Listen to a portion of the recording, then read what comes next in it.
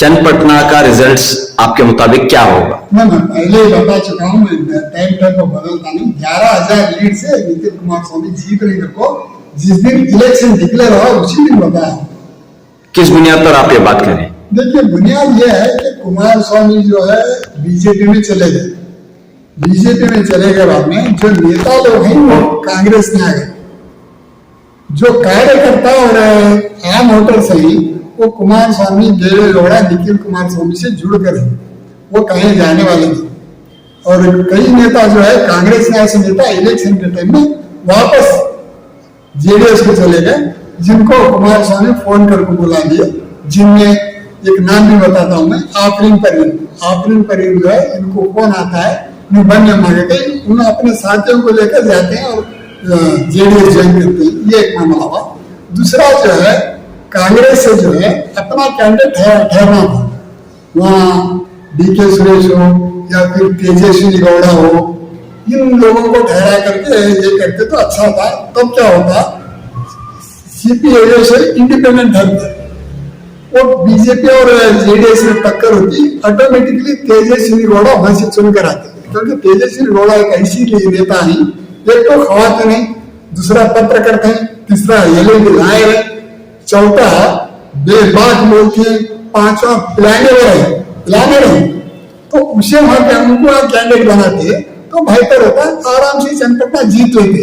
लेकिन यहाँ हुआ क्या, आखिरी वक्त में मरता क्या नहीं करता, जगदीश शेट्टर जैसा इन्होंने क्या करे, कांग्रेस में आ गए। जगदीश शेट्टर को सोने के तबक में रखकर टिकट देते, इसी भी चांदी के तबक में टिकट हमको दिए। तो तुम्हारे कार्यकर्ता को तुम्हें क्या समझ सिखा रहे हैं, उनके दिल में क्यों दुखा रहे हैं? जो सालों साल तुम्हारे पीछे सेवा दल में सेवा करके पीछे लगे, तो उनको टिकट क्यों नहीं देते? ये मेरा सवाल है। लेकिन बात ये कही जा रही है कि चन्नपटन जो है सीपी योगेश्वर का किला है, मजबूत किला है, चाहे वो जिस पार्टी में रहे वही जीतेंगे, ये बात कही जा रही है। वो देखो अपना अपना ख्याल, अपनी राय, उनकी राय हमें ठुकरा नहीं सकते।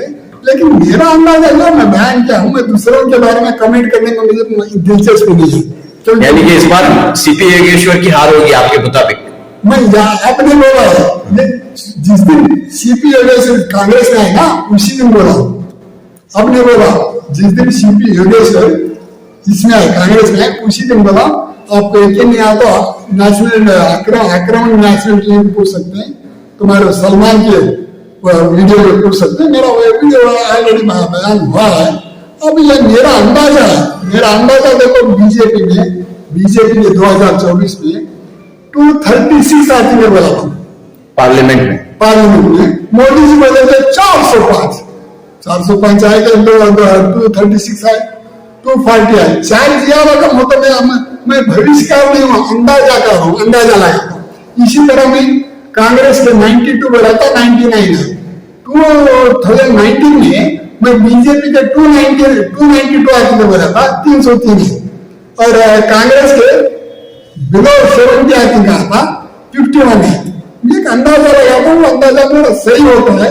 अब इस बार सही होता है, गलत होता है, अल्लाह को मालूम, लेकिन हमारा अंदाजा है। वोटिंग के बाद भी आप ये कह रहे हैं कि निखिल कुमार स्वामी जीतेंगे चन्नपटना?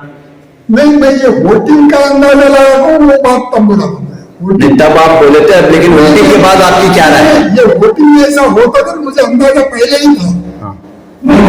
इस तरह का माहौल होता है, ये अंदाजा मैं पहले ही लगा था। तो अब क्या आपकी राय क्या है आज के दिन? मेरी राय से मैं हटा लूँ। क्या है आपकी राय? 11,000 से निखिल कुमार जीत रहे।